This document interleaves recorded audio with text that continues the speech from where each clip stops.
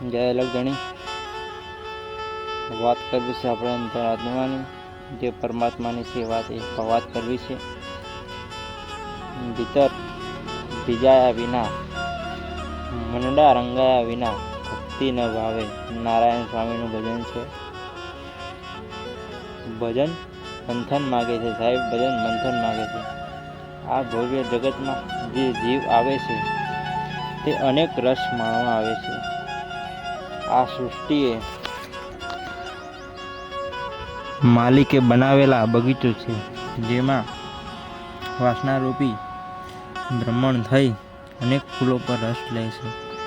રસ લેવામાં પોતે પોતાનું સ્વરૂપ હું કોણ છું એ ભૂલી ગયો છે માનવી, જેથી અનેક જન્મ અને યુગોથી કાળક્રમે વાસનાના કમળમાં ફસાઈ જન્મ ધરતો રહ્યો છે.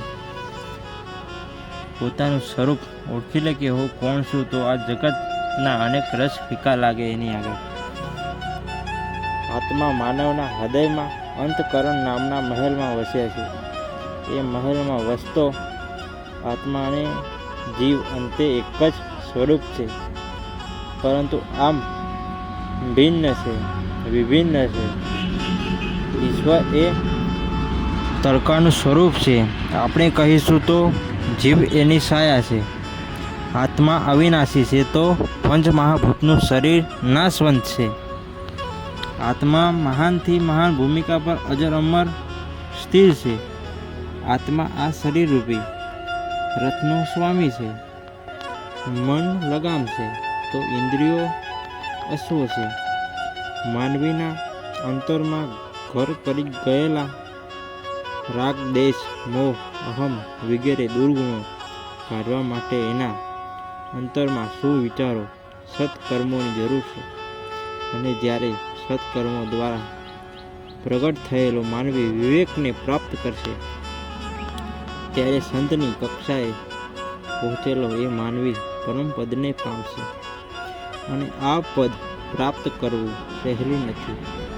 જે જ્ઞાનરૂપી અને ધ્યાનરૂપી જળમાં સ્નાન કરી રાગ દેશ રૂપી મળેલું દૂર કરે છે, તે સાચા ગુરુના સંગમાં પરમ પદને પ્રાપ્તિ કરે છે. મનુષ્ય માત્રનો સનાતન ધર્મ એક જ છે.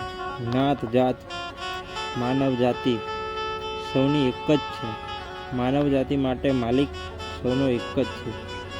જ્ઞાત જાતિ, ધર્મ, પંથ કે ઊંચ નીચનો ભેદભાવથી દૂર રહો. આચાર, વિચાર, વાણી, વર્તનને વિવેક જીવનમાંથી વણી અને સાચા અર્થમાં માનવ બનો. આપણી કાયા દેવ મંદિર છે, તેને પવિત્ર રાખો. પ્રાણી માત્ર પર ભાવ, સંભાવ અને દયા રાખો. બધા એક જ માલિકના સંતાન છીએ, એટલે કોઈને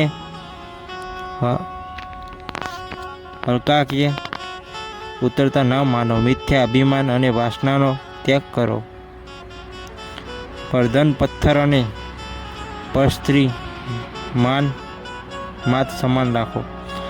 કામ, ક્રોધ, મદ, લોભ અને મોહ આ શત્રુઓને વિવેકથી કાબૂ રાખો. નિંદા અને કુસંગનો ત્યાગ કરો. ક્ષમાશીલ અને માલિકે જે આપ્યું છે તેમાં સંતોષ માનો. વ્યસનોથી દૂર રહો. જીવ માત્રને પ્રભુના સંતાન જાણી ભૂખ્યાને ભોજન અને તરસ્યાને પાણી આપી સર્વ પ્રાણી સુખી થાય તેવી ભાવના રાખો. પૈસા પર ઉપકારમાં અને સત્કાર્યમાં વાપરો. ધર્મ જ સાચું ધન માની રહો. સદાચારી અને બુદ્ધિ નિર્મળ રાખો. સત્ય વચન અને કોમળ વાણી બોલો. ઘટોઘટ આત્મ રામ છે એમ માની ભાવનું છૂટા હાથે દાન કરો અને સાચા અર્થમાં માનવ બનો. પછી સાચા ગુરુનું શરણ સ્વીકારો.